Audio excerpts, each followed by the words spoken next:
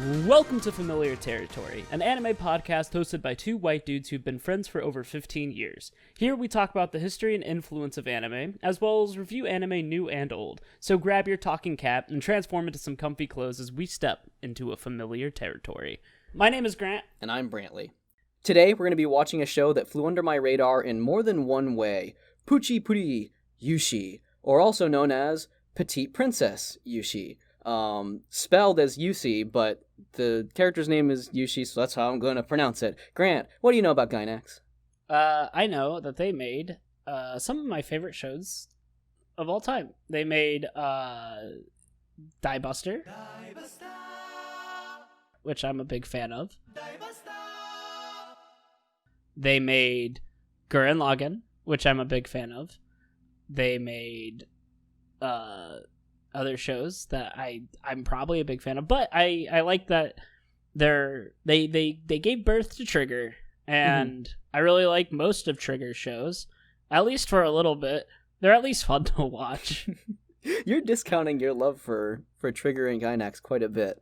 Well, like, I love Little Witch Academia. I like Brand New Animal to an extent. I love Gurren Lagann, but it's I like the shows that they make, but I don't think they're always they don't always hit right. But Die Buster hit right, and I think that was my last Gainax show I watched, besides some Evangelion with you. Yep, and we are clawing our way through that. But for now, we're going to try to turn some unfamiliar territory into something familiar. So Puchi Pri Yucie, I have never, until like a few months ago, even heard of this show. I've clawed my way through a lot of Gainax's catalog, to the point where looking at it, it's like, oh yeah, this is a Gainax show. Probably out of some confirmation bias, like at least a little bit. But I do like seeing like the through lines a little bit, like, oh, Gunbuster's Noriko is very similar to Little Witch Academia's Akko. Nadia from Nadia Secret of Blue Water, very similar to Shinji from Shinji Genesis Evangelion Shinji Story 2, the Shinjiing. Anyways, like, I don't know where this is gonna land in Gainax's catalog, and that's kind of exciting. Generally, it seems like it's got decent reviews. People seem to like it, including people who don't typically watch magical girl shows. It's also shockingly, at least from what I've seen so far, rated G. Anyone can watch this, all audiences, which is not very typical of Gainax work at all, except maybe like if you look forward into Trigger and Little Witch Academia also hits that. I've even seen someone say this is kind of a spiritual predecessor to that, and if so, awesome. That's exciting. All right. I don't have anything else to say. Are you ready? Yeah, I'm ready. So here's the deal, folks. Gonna be hard to find this one. Gonna be real honest. But we do hope you find it somewhere. I know there's a version on YouTube that's dubbed and has a vignette over it and really awful quality. If you want to try to make that work, cool. I know it has a different runtime than the way we're gonna watch it. So in case you want to track down something similar, the episode we're looking at, episode 1, is a runtime of 25 minutes and 2 seconds. I'm assuming that's got intro and ending included. So, without further ado, I'll give you a countdown, and if you wish to watch along, you can. We're going to go in 3, 2, 1. Oh, wow, it's right into it. Whoa, baby! Not baby. Not baby. Wow, this is... She looks like the girl from that one isekai he watched. Or not. No, she looks like the other girl from the other isekai. Oh, are you thinking of Bookworm? Wow, I've forgotten the name. Hamefura. Was the shortening of it, I think. I was thinking of. Yeah, she does have the forehead. Yeah. But I think she reminds me of the Bookworm character. Descendants of Bookworm, which I haven't seen, but people seem to like it. So it seems pretty traditionally fantasy. There's dragons, there's castles, and there's Beard Dad. There is Beard Beard Dad. Dad. So is this, when you say, would you consider this a traditional magical girl show, or is it like she has magical powers and is a girl? Well, it might trend into like the witch category, where little witch style stuff. Okay, I mean, she has a riding on magical brooms. tiara. They've got magical powers, but yeah, I guess we'll So find out, right? Yeah, I guess that's true. Since I really don't know anything about this, but it does seem traditional fantasy. Oh, there's a guy with a sword. Oh boy! You know what Wow. you know what they say. If he has a sword, get on board because he's You pulled gonna it be- off. Holy shit! I didn't think you were gonna get it there. I really did. I was struggling. Oh my god! Now we're right into the first episode of Berserk, I guess. Yeah, I got a pyromancer hitting the guy with the sword. Oh, they burnt his shield, and he held it with two hands, so that does 1d10 damage instead of 1d8. You dweeb. I'm pretty curious as to where this is going to go, because the opening seemed to show her as a child and also like a teenager, and I wonder if we're going to get an entire show of her growing up, or if we're going to get some episodes with her as a kid, some episodes with her as a teenager. Mm-hmm. But right now we're following this knight dude who is walking through the Snow White forest. Mm-hmm. To Gawain, Slayer of Arsonists, I guess. He's gonna check out something that fell from the sky, maybe another fire he can fight. Oh, it's a baby. It's a baby. It's our baby. It's Yushi, probably. Yeah, regarding your thoughts on the whole, like, different ages thing, that's gonna play into the plot. That's one of the few things I know, so... Okay. We'll see That's how pretty that interesting. goes. Yeah, I'm curious how you'll take to it.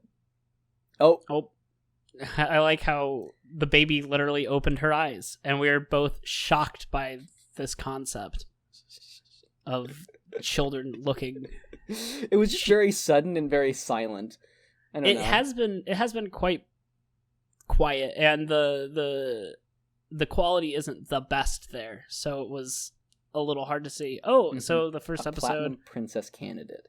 Yes. So she's I guess it's witch, but it's also princess. You know, it's There's kind a of flirting with both of them. Whoa! There's a dragon named Yeah. Oh no! Jin. Don't kill your dragon pet. I mean, this is very. He kind of looks like early Yu-Gi-Oh designs with not her, but the dragon. Kind of looks like baby dragon. Mm-hmm. Give it some time wizard and turn it to elder dragon, and you're like, wow, I went through all those hoops to make a worse blue eyes white dragon. I mean, if you sharpened like her line art, she would also look like she would also look like a Yu-Gi-Oh character a little bit with like the bangs. I don't know. Yeah, you're right. So she's getting hungry, and her beard dad, who I believe is the knight, is making some soup. My favorite D&D item to feed my players, the perpetual stew. Oh man, look at that cabbage. Anime food always looks so good. Mm-hmm. So it seems like the arson slayer has adopted her. Mm-hmm. And that's exciting. I'm kind of digging this fantasy take on it. I mean, even if it doesn't follow like the traditional magical girl format, I always love true blue anime that is fantasy. Mm-hmm. You don't see a lot of that anymore. A lot of isekai dominates that genre, where it's like, oh, it's a fantasy world, instead of just being traditional fantasy. Hey, so shut the fuck up, Master Gunbard. is that the knight? I don't know, but I'm assuming so. Yeah, so she's... Yup. So she has a friend. Yeah, Master Gunbard is the knight, and her friend Cube was here. I don't know what he or she is doing. They have a pretty deep voice, but I'm not entirely sure what they're... I don't know who Cube is. I really don't know. They were in their house, too. Mm-hmm. And I don't know what UC just took. Oh, we got some spells getting cast. Magic. Well, that was sick. Mm-hmm. So she turned the cape into a giant falcon. Mm-hmm. So she does have like she's got that clumsy element that's so common to like magical girl protagonists, but she's also pretty competent to start, so we don't have to get into her like how does she get her power, transformation, whatever. She's already got something going for her. And I liked the magic effects. It kind of seemed fairly Full Metal Alchemist like. Mm-hmm. You had the not the transmutation circle, but the little magical pentagram, Mm-hmm. and then a giant raven cloak, which is pretty cool. Oh, so she was trying to sneak up on this carriage, thinking that there was a prince, and it was the prince, but it seems that it's not the prince. Mm-hmm. There goes her bird glider. Get fucked. Which I guess makes sense if you don't unsummon it. I guess it's just gonna keep flying. So that's true. So it seems like magic is pretty commonplace. You see magic just kind of being thrown around all this area. Mm-hmm. Man, I'm really enjoying this. I know I already said it, but I like the traditional fantasy. Oh, look, it's Asuka. Yeah, it's just Asuka. There's a well-dressed Oh, it's girl. Rey. Oh my god, it is! So there's some women wearing fancy cloaks making fun of a silver-haired girl that looks like Rey, and one of them looks like Asuka. Mm-hmm. So they're on their way to the castle to meet the queen. Yeah. Now, it's a Gynax thing, but a lot of Gynax characters look like other Gynax characters. Yeah, I guess it could be just like... I don't know if it's the same character designer, because this does not look, say, like Ava's character designer, but I guess they play to their own archetypes, which is interesting. Because they kind of have been, like, certain archetype starters. Like, Rey and Asuka are characters that got defined through them rather than, like, oh, Ava took them from this. I do want to just talk about what just happened, because Yucie just dunked on those noble ladies by splashing them with water. Just literally dunked. And it's pretty nice to see an anime character who just, like, dunks on bullies. A lot of times when you have a character get bullied in a show, it's like, hey, don't pick on me, and they don't do anything about it. And she's just like, nah, fuck you. Mm-hmm. I'm gonna make your dresses dirty. Yeah. Uh-oh, okay. Here's the plot. They're the same age as her. So Yucie is 17, but she's really small. Yeah, so she ages, but her body is not. Potentially because she's from outer space, but a witch's curse or God's anger, or perhaps a celestial force that's commandeered her life in the form of a metaphysical adjustment to DNA. Who knows? She could just be Superman. Mm-hmm. This could be a Superman, which is Dragon Ball Z. Mm-hmm. So she wants to marry the prince. Yeah. But really, who doesn't? Yeah, but so we've got a little bit of... I don't want to just make comparisons this whole time, but she's got a little bit of that, like, Utena thing going on, where the prince did something for her, like, saved her, rescued her, or helped her, whatever. She wants to return the favor and ultimately marry the prince. But she can't do that because she looks like, she has the body of a 10-year-old. Which is a questionable premise, but one that I'm going to put faith in that they pull it off. I mean, so far everything's been fairly, like you said, G-rated. Yeah. I do think it's interesting as a metaphor for, like, what it's like to... It's an inverse of growing physically but not mentally. And so I think what it's attempting to demonstrate is she hasn't really mentally grown up yet. She hasn't quite matured. And therefore, like, she's being physically stunted until that kind of happens in world. Again, we'll see how it goes through. Wait, well, I think I missed something. What does she does? Oh, because she doesn't like the feast that her dad prepares for her on her birthday. So I think Cube just lives with them, and I think he's... I don't know anything about him. He just kind of is there. I'm sure we'll get something. And her dad doesn't like it when she doesn't eat everything. That was a really fast exposition she just gave right there. So she feels indebted to this night dude because he raised her. Gunbard loves his meteor daughter. And you know what? And so that's holes. He feeds her lots of meteor. Fuck. Sorry. That was bad. Hey. That's all right. You tried. I'm going for like a 15% success rate on jokes. So the longer we do familiar territory, the better my rate will go up. I like that Cube's like, I'm gonna get late night bird eggs as opposed to what? Early bird lays some eggs and then those eggs get stolen by Cube. Okay, so they're both going because the dragon wants them to go into the night and look for stuff. Yeah. I wish I had a dragon familiar that would take me on adventures. Grant, we have a lot of life ahead of us. Yeah.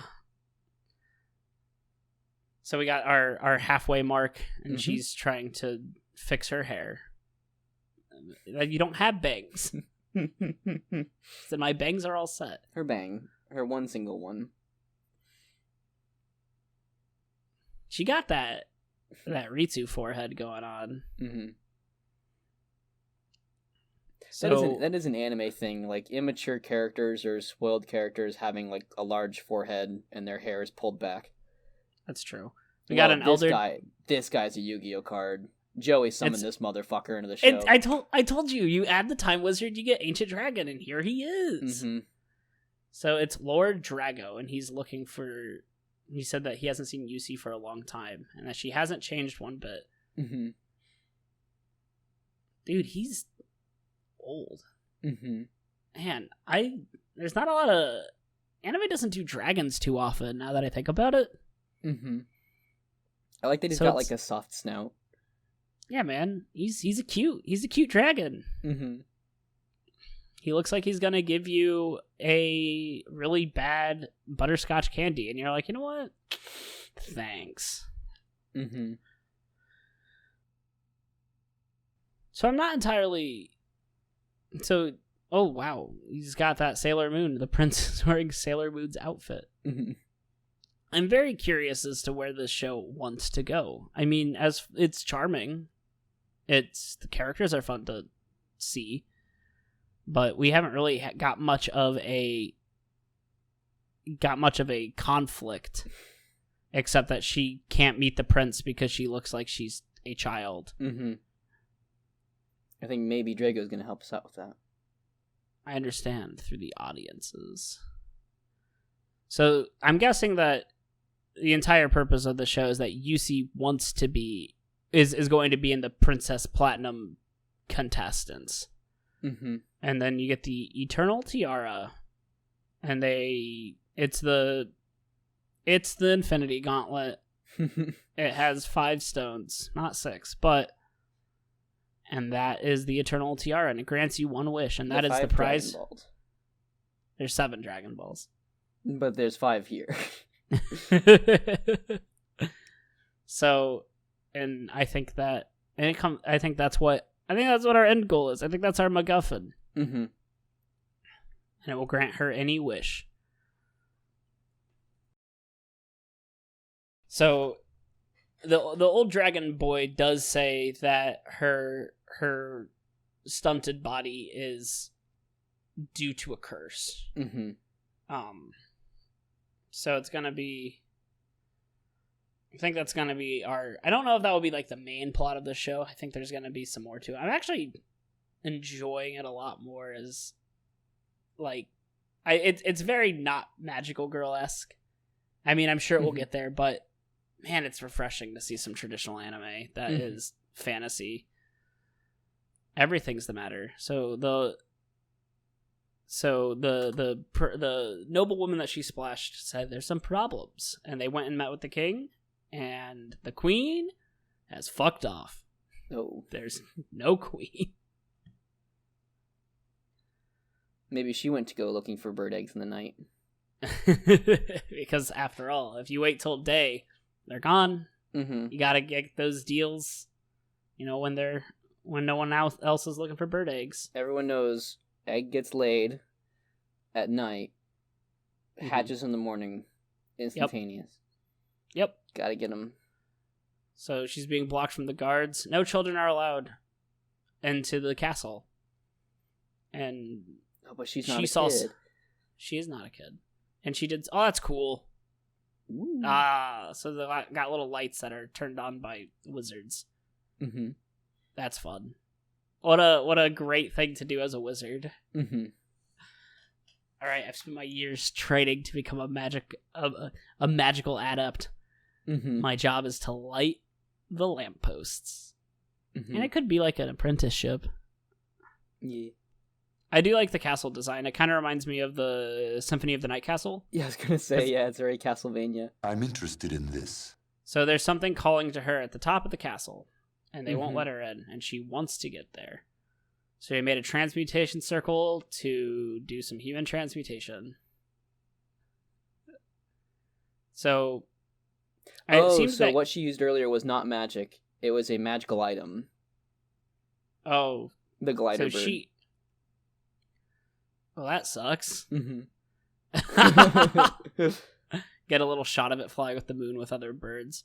Mm-hmm. So it doesn't seem that she right now has magic. Seems that Cube is the mage at this point. Mm-hmm.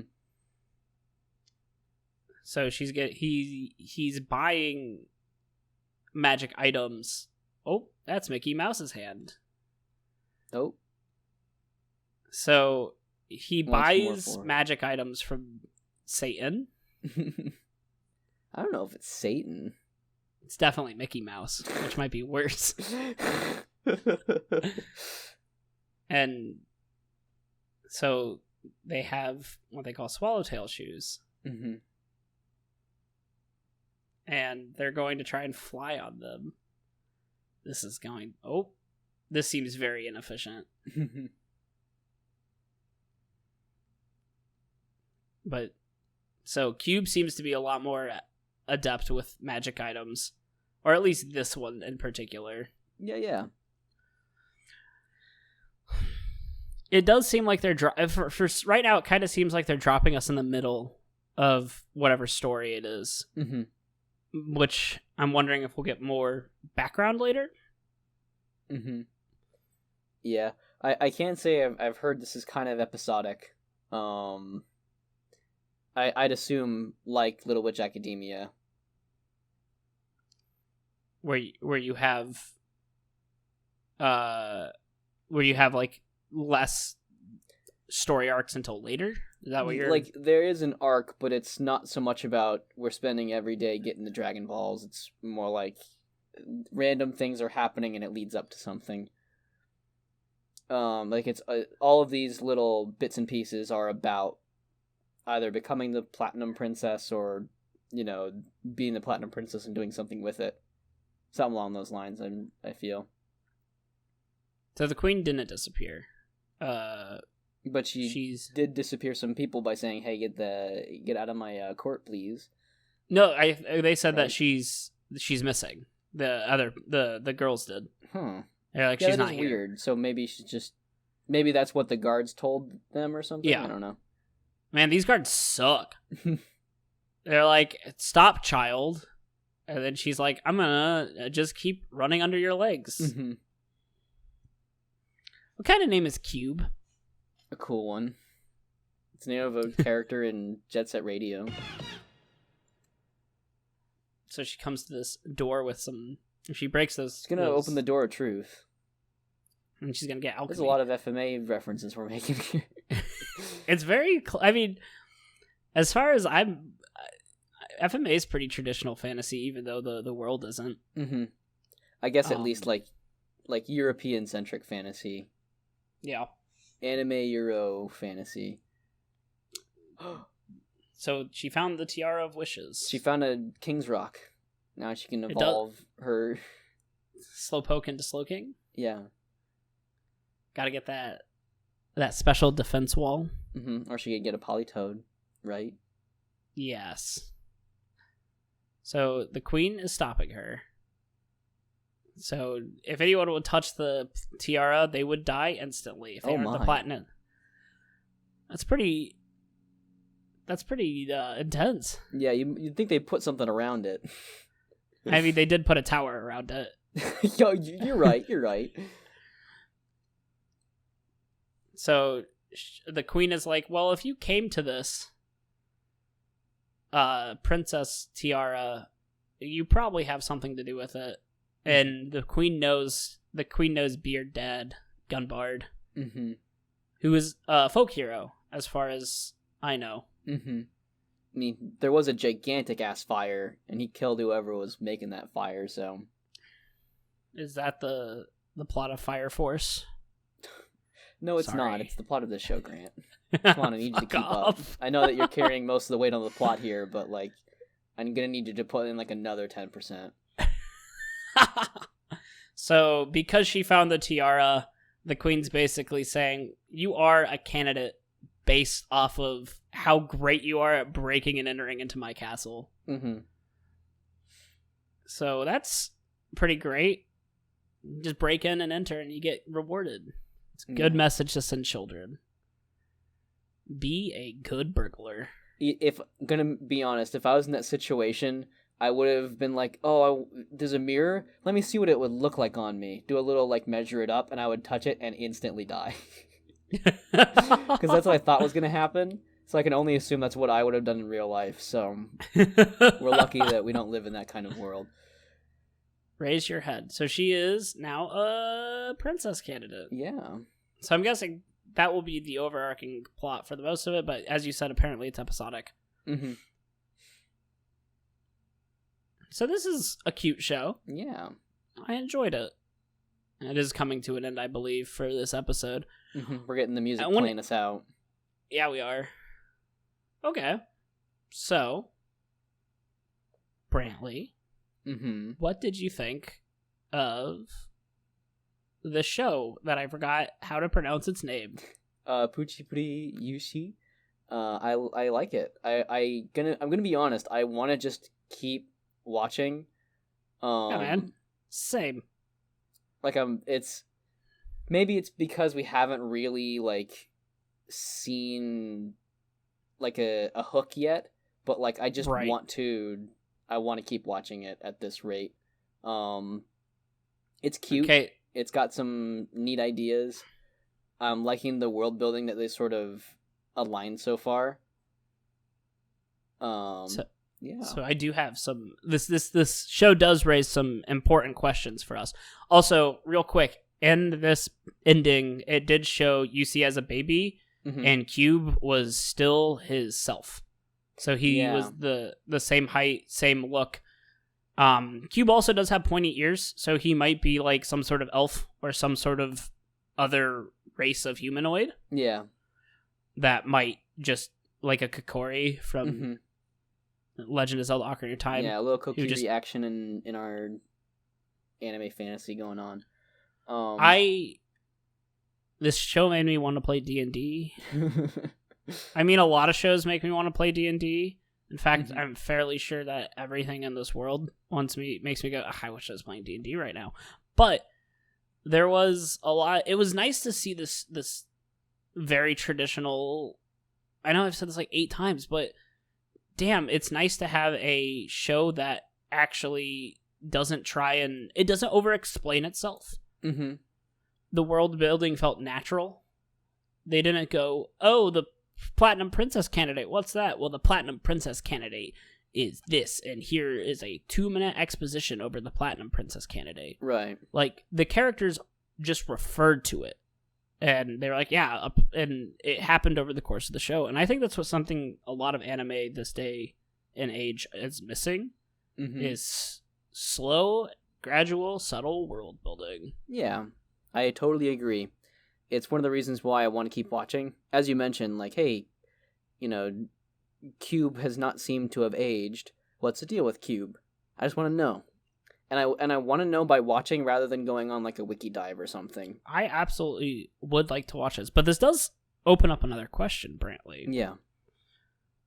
We've defined magical girl as a genre in which you have a girl who transforms and fights crime or fights monsters. Mm-hmm. I don't think the first episode was magical girl that much. Mm-hmm. I'd agree. This almost feels like if the first episode of a common magical girl show was prolonged into a series. So instead of like, hey, you got your new fancy flip phone that's, colored pink and's been bedazzled a bit, and now you can fight crime. Instead of that, it's like, well, if you want to be this, transformative power, if you want to be like a new person, you got to work for it. Like the whatever arc that Yucie has ahead of her, whether it's like actually learning how to use magic or getting a better hold of magic items or whatever, that's going to have to precede her actually getting her wish, which I think is neat. Right. I do too. That's really kind of it feels like the not necessarily the theme, but the subject of the show, that if you want something, you have to put in the work to get there. So it's not enough to look like an adult. You have to act like one first, and then people will accept you. Yeah. So I think that's interesting. I would say for the genre, it's not so common, and maybe this just doesn't fall into the genre as a result. But anyways, I would like to consider it among them for the purposes of expanding the genre's boundaries and allowing that to comment in on things I would easily count as magical girl genre content. Yeah, I'd agree. I think this show follows that magical fantasy closer than magical girl exactly, but I think that's fair. I think that's it falls in our realm of expertise. Mm-hmm. Where she has a familiar, she has magical powers, she's a klutz, it's a coming-of-age story. It checks off all the boxes except for the fact that she is not a magical girl. But that doesn't mean it doesn't kind of fit the themes that we always talk about on this show. Mm-hmm. Yeah. It's kind of cool how so steadily you can just pull off an amazing lie like that by saying this is our expertise. But I was I'm kidding. But for real, I totally agree. And I say expertise because, as from everyone we know in our lives, I would say we are the ones with the most experience in our little circle. Having a magical girl podcast. I've seen a little Sailor Moon. I've seen a little bit of that. Seen a little bit of wave your wand and buy a cool scepter for $24.95 at Walmart. Put some AAA batteries in that. Damn it. Swing it around. Accidentally crack the plastic a little bit the first day you've got it. Cry a little bit. Keep telling yourself that it's okay, it's just a little crack, but deep down you keep thinking, damn it, fucked up. Ruined my toy. Grant, I would be a child. I would never say those fucking words. How dare you? You know me better than that. Why do we even have a podcast if you don't know me well enough to know Brantley at that young age, that tender young age in which he would buy magical girl paraphernalia, would never say a cuss? Dude, the fact that you said paraphernalia makes it seem like it's illegal. Is paraphernalia illegal? I lump that in with merchandise. I don't think it's illegal. Now we're going to look up the definition of paraphernalia. Mm-hmm. So the definition of paraphernalia is miscellaneous articles, especially the equipment needed for a particular activity. So it's not illegal by being paraphernalia, but it's usually used in terms of paraphernalia. Mm-hmm. So we've talked about how this might not be a traditional magical girl show, mm-hmm. but I think that this kind of goes into the sorry, I have to. I'm looking at paraphernalia, and it said people also looked up for acotreatments, and it has a picture of a person with horse hooves and a hat. But here, I'll send you the picture. This is what I found through looking up paraphernalia. I know we're off on a large tangent right now, but it's like horse hooves and a horse head for your fingers. You need to follow this to its conclusion. If I don't get the yes, okay. I sent the link. It's a little costume for your hand. It's called Handy Horse. Handy Horse. So in case you want to look that up, but I think that this kind of goes into the idea that magical girl shows aren't just about a transforming girl who has magic. I think following the coming of age story with lots of responsibilities. Did you see it? I see the horse. Yeah, man. That's what I found out. It's funnier to me that the head is put on the middle finger.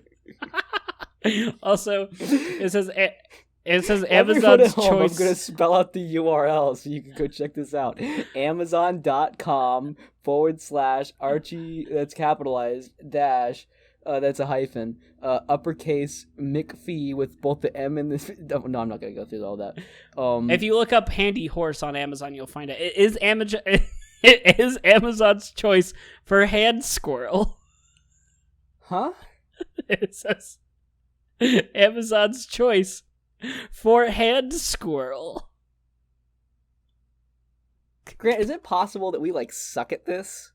Or is that just my anxiety kicking the fuck in right now? Suck at what? Podcasting? Yeah. A little bit. That's okay. I feel bad for swearing so much on this episode that was otherwise very much G-rated.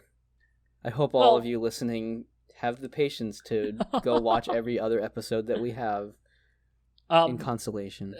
So let's get back on track. Grant, would you recommend this? I would. I really would. I think that if you like the magical girl genre as a genre and not necessarily for the aesthetic, this is a good show. As far as episode 1 goes, as you said, there wasn't a big hook to be oh, the world's going to end. It's just this show really focuses on its world building, and it really focuses on how doing minute world building makes your show interesting. If this was any other show made in the modern era, they would have been like, Cube, what are you doing? It's just like you. I am 120 years old, but you're an elf, so that makes you 10 years old. Yeah, exactly. If it was... No patience. It just shovels it all out the door. Yeah, we didn't get any information on Cube. We didn't get any information on the Queen. We didn't get really any information on anything. They established what Yucie wanted. They established how she was going to get it, and that's it. Yeah, and but we were armed with a lot of assumptions, which is something, and that's exciting to me. It is. I think that this show has not only charm but intrigue, which is weird to say because it is G-rated. So it's not the intrigue doesn't come from who's gonna die or who's going to become the big bad. It's very low stakes at the moment, but I like that. Yeah. I see that in the preview for the next episode, they're gonna switch over to a school setting. I'm really hoping that doesn't become a limiter on the show. Having seen a clip from a farther episode, it had to have been episode 6 or something. It's not like they're gonna be in a school all the time or on school grounds. I saw a very fun action clip involving the soon-to-be rival character on some kind of mission, and they're plowing through enemies of some type, and they're going through a castle, and it's very high action and goofy and fun, and another reason why I'm looking forward to seeing this, because I've kind of, in that way, I've got a cheat. I've seen a hook, so exciting stuff. Yeah. So with that, I know we've said this a lot about shows that we plan on doing a full retrospective on, which I think we will probably tackle a little bit more in the future, considering the fact that Familiar Territory is our primary show, but I think with Maho Amaho being what it is, I think we will be starting to do other variations of our podcast. Mm-hmm. Brantley, do you want to talk about our next show for a little bit? It's like a little bit. No. Yeah. We'll call it Unfamiliar Territory. Woo! Essentially, that'll be, from what we can tell, our receptacle for everything else that's not magical girl oriented. Ideally, if there's something that's still fairly close, like this, I know I've got Shoujo Kageki Review Starlight on the list, and that one's not very magical either, I think, but it's got some heavy Utena vibes, and so I would probably then encourage we slip that under Familiar Territory as usual. And Unfamiliar Territory will be for everything else, whether that's stuff that's out of genre or totally out of anime. If we were to touch on, a comic or a manga, or I don't know, like, say it, Brantley. Listen, folks, we bragged, we boasted, we said come at us, and you did. We're gonna watch Cubics. And I think Cubics will be interesting because it will connect to Tokyo Mew Mew. It is a 4Kids show, so it has that, and it is dubbed. It is Korean. So I think that we'll be able to talk a little bit more about how Americanized things tend to happen when they get dubbed in the early 2000s. So it's not totally out of the realm of what we've been talking about, but it is probably the furthest we've gone, and it will be unfamiliar. You hear that, folks? You have to keep up with the whole continuity. Unfamiliar Territory starts, you think you could start there? Nope, gotta go all the way back to episode 1. Hope you're ready for Battle Girl High School. This shit's got a fucking long-running plot, linear. We don't have a wiki. You're gonna have to eat that, or make one for us. Well, that's it for this episode. Thank you for listening. If you want to support us in any way, we appreciate comments a lot. You can like, subscribe, or not, because we are not your dads. But Gunbard, man. Gunbard!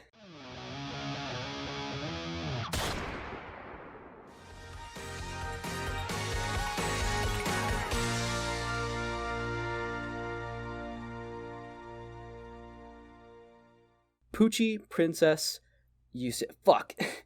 You fuck up. Okay. Yeah, you got fucked up.